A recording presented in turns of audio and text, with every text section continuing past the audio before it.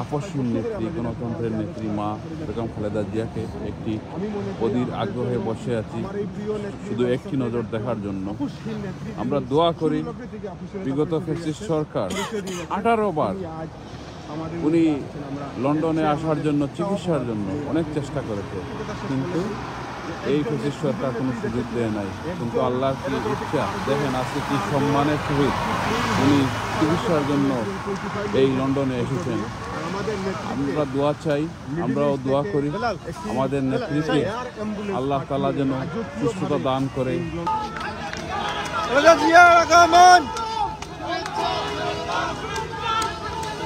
আমাদের লিডার জনাব তারেক রহমান, জুবেদা রহমান, ডক্টর জুবেদা রহমান, খালেদা জিয়া, খালেদা জিয়া।